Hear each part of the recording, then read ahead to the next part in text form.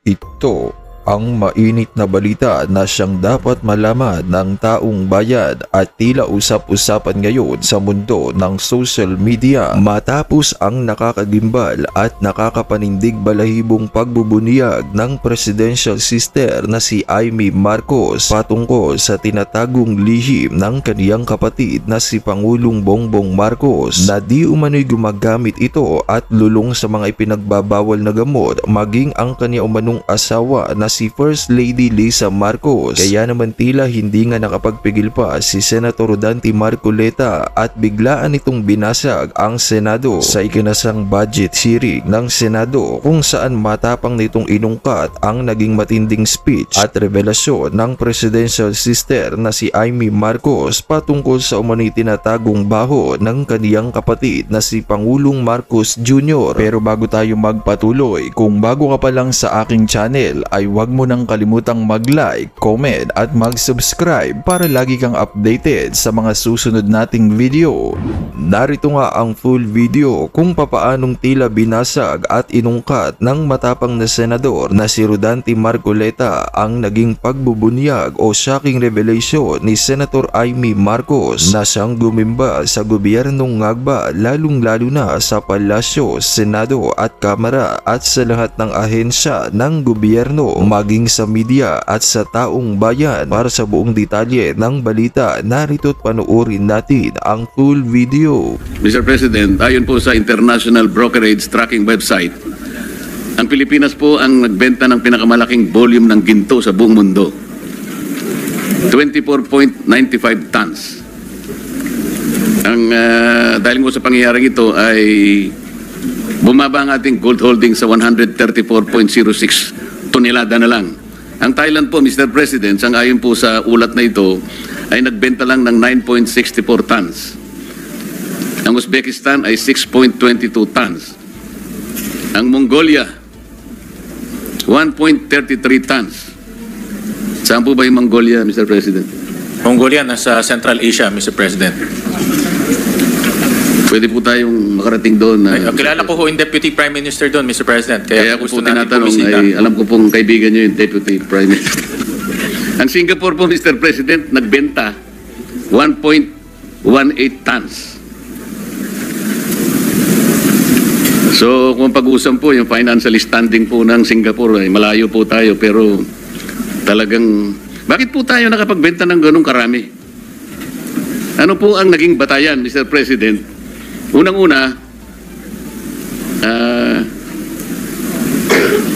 bakit po 24.95 tons kaagad? Ba't di na lang 2.4, Mr. President?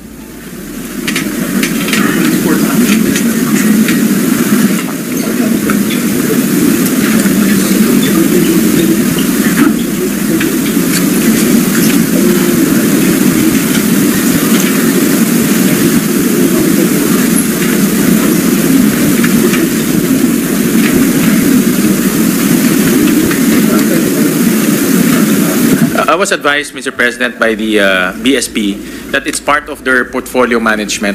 So from time to time, they would adjust their portfolio depending on the situation and depending on the risk. So in this case, they sold gold and transferred to another asset class. Ang kagandahan ho dito, Senator Marcoleta, kumita naman ho tayo dahil mataas ang presyo ng gold ngayon. No? So kumita naman ho ang BSP dito sa pagbenta. Pero lumipat lang naman siya in another asset class na high yield, low risk. Pero, Mr. President, ngayon po ang daming nagsasabi, kahit hindi po natin tingnan yung boiling cauldron, mas mataas po ang presyo ng ginto ngayon eh. Sa mga tuwid, kung halimbawa nagbenta lang tayo ng konti at ngayon natin ibinuhos kung talagang kailangan natin pong magbenta, mas marami po tayong kinita siguro, Mr. President. Di po kaya?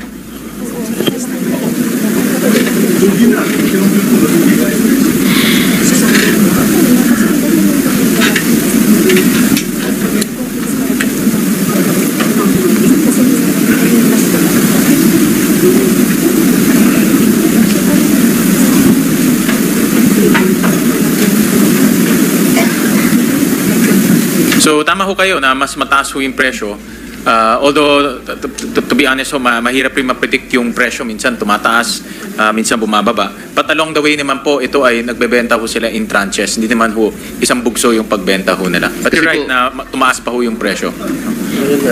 Mr. President, kasi po kung titingnan po natin yung ating gross international reserves, ito po ay kinapapalooban ng halos 5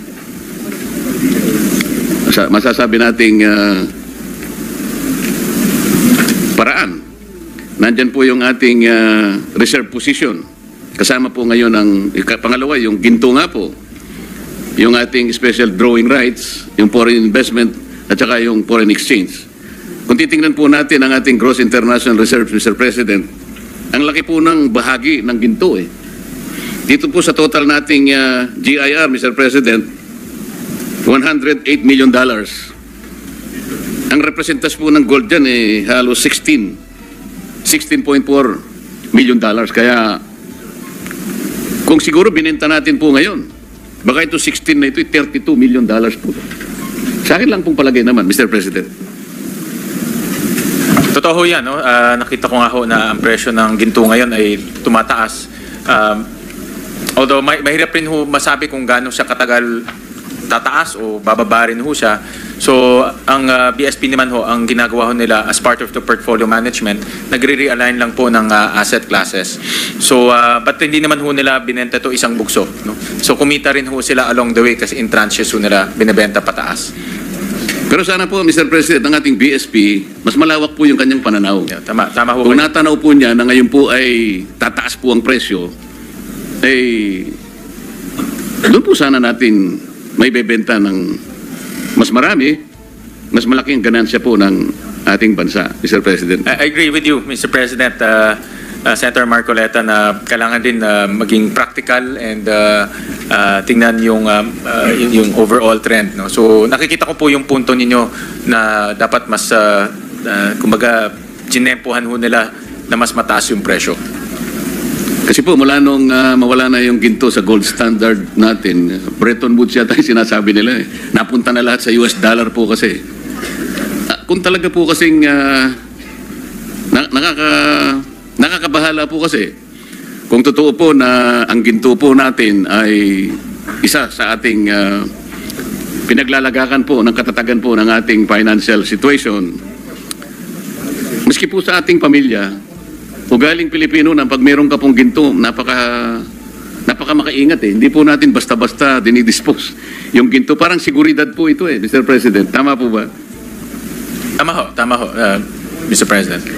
Tingnan po natin, kahapon po, Mr. President, ang ating piso ay 59.17 to the US dollar. Ang year-to-date na depreciation po is 1 peso and 3 centavos or 2.24%. Ito po yung medyo nakakabahala po na hindi naman po ako ekonomista, Mr. President, pero kahit papano pinipilit po nating maintindihan ng kahit konti lang para sa ganun po ay maintindihan din natin kung paano ipaliliwanag sa ating mga constituents yung galaw po ng ating financial system, Mr. President. Paano po ngayon i-assess ng Department of Finance po yung recovery trajectory halimbawa natin sa harap ng tayo po ay sumadsat sa third quarter ng halos 4% lang po ang growth ng ating gross domestic product.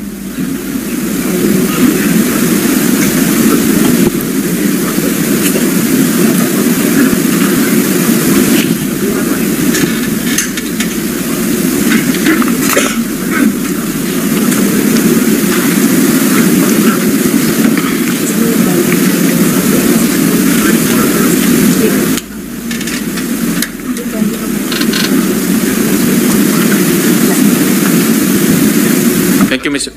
Yeah. Yung value po na nasa paper po last week, ito po yung updated na version. Ano yun? Well, Mr. President, talagang aminado po tayo na dahil po dito sa issue ng flood control, bumagal po yung paggastos ng ating pamahalaan, lalo-lalo na sa construction. Kanina na pag-usapan ho natin ni Senator Ping yung laki ng contribution ng government spending. Almost 25%. Of our economy ay nasa government spending. So, ang strategy po ngayon ng economic managers at administration is number one, regain the trust of our people. So, nabalitaan ko kay Secretary Recto, Executive Secretary, na today magpa-file na po ng kaso ang Ombudsman sa Sandigan. So, isa yan sa mga paraan para maibalik po natin ang tiwala ng taong bayan sa gobyerno. Pangalawa po, mayroon na pong catch-up plan ang executive na habulin po yung paggastos itong nalalabing mga buwan. Mayroon pong 156 billion pa na hindi nagagastos ng DPWH. So ito po ay sisiguraduhin nila na ma-implement this coming fourth quarter. Itong natitira, no? November and December. So they recognize na kailangan po humabol ang DPWH pagdating po sa spending activities. Mr. President, ang ibig nyo sabihin, pagkaraan naman tayo po ay makapag-file ng mga charges kung sino man po yung mga may kasalanan dito. Dagli-dagli po bang magkakaroon kagad ng tiwala yung mga namumuhunan, yung mga investors? At mga ilang araw po mula doon ay babalik na po lahat yung mga investments? Ganun po bang... Hindi naman, Senator Marcoleta. Ano ito, confidence building? It will take time. Pero importante po yung aksyon na ginagawa po ng ating pamahalaan. At tayo lahat, actually, bilang public servants. No? So, importante po yung aksyon na ginagawa ho natin dahil kung wala ho tayong gagawin, wala talagang confidence building, wala hong kumpiyansang babalik. So, dapat ho maraming, mga ganito ay ginagawa po at dahan-dahan po para eventually bumalik po ang tiwala ng taong bayan. Tama po kayo. Yung public investment po talagang napakalaki ng bahagi na kanyang i-contribute sa ating ekonomiya. Yun lamang pong public construction na maaaring apektado ngayon sapagkat nananatiling madidelay po yung mga projects natin, pati mga investors tungkol dito sa bahaging ito ay mananatiling nag-aatubili at nag-aantay. Inaakala ko po na ito ay medyo katagalan ng konti para maibalik. Ang tinatanong po natin, ano po yung gagawin natin para yung pagkukulang na ito ay madali po nating matakpan o kaya mabigyan ng solusyon, maremedyohan para hindi naman po masyadong magiging mahirap ang epektong idudulot po ng pangyayari na ginawa nitong maanumalyang flood control projects. Ang low-hanging fruit talaga ay yung government spending. No? So yun po ang kailangan mapabilis natin in the last 1.5 months. No? So yun po yung catch-up plan na ginawa na po ng executive. At sana po dun sa mga areas na talagang madaling makita po yung benepisyo. Hindi po ilalagay sa mga lugar na mananatiling stagnant po ang galaw ng ating ekonomiya, Mr. President. Tama po. Alam rin po ni Secretary Dizon na mahalaga po yung kanyang papel, hindi lang po sa pag-imbestiga, kung hindi sa pagpapatayo po ng mga infrastruktura. Dahil malaking pondo ng ating infrastructure ay nasa DPWH. Kasama din, pero as we speak, meron din pong, ang DOTR ay isa rin pong ahensyang malaki ang infrastructure spending. So tuloy-tuloy naman ang kanyang paggagawa doon. Wala naman tayong problema sa DOTR. So itong dalawang ahensya, ang dalawa sa pinakamalaki pong infrastructure agencies po natin. Mr. President, ang galaw po ng ating piso, ngayon po ay halos 59 pesos to US dollar pa rin. Gusto nating malaman, ano po yung specific economic fundamentals po ang humina para na-pressure po ng ganito ang ating piso, Mr. President?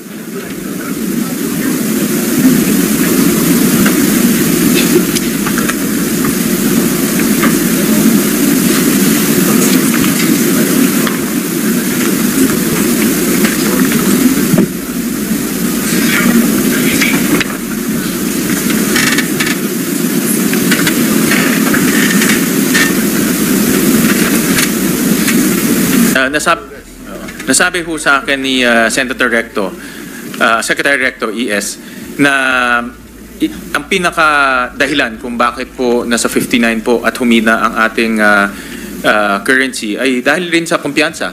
Dahil nga dito sa mga nangyayari po sa ating bansa at dito sa flood control issue, sa issue ng corruption, marami rin po mga namumuhunan sa atin, nag-wait and see. Imbes na pumasok ko kaagad, nag-wait and see ho sila kung anong nangyayari. Yung mga nandito naman na nag-expand nung kanilang operations, ganun rin, nag-wait and see rin. So, kung lahat ay nag-hold, the demand for peso is less, lumiliit po yung demand, of course, our currency will depreciate. So, that's the primary reason. Of course, may mga external reasons rin, but yan po yung primary reason according to the DOF. Mr. President, habang tayo po ay nababahala nga po sa paghina ng ating piso sapagkat tumina po yung kumpiyansa ng maraming nagmamasid sa atin, siguro kasama na po dyan yung global financial institutions, mga namumuhunan sa iba't ibang bansa, ang paghina pa rin po ng pagdating ng ating foreign direct investments, isa pong nakakabahalang pangyayari. Kahapon po ay nagsalita ang ating kasama, Senator Amy Marcos, sa isang malaking rally sa Luneta. At alam na po nating lahat kung ano ang kanyang ibinunyag. Ano po ang magiging epekto nito sa pinag-uusapan nating kumpiyansa at katatagan ng ating bansa? Ang pinag-uusapan po kasi ay hinahanap natin ang transparency, ang accountability at justisya sa ating bansa. Nagkakaroon po ng pagpapahayag. Ano po ang nakikita ng ating economic cluster sa bahaging ito at pangyayaring ito, Mr. President?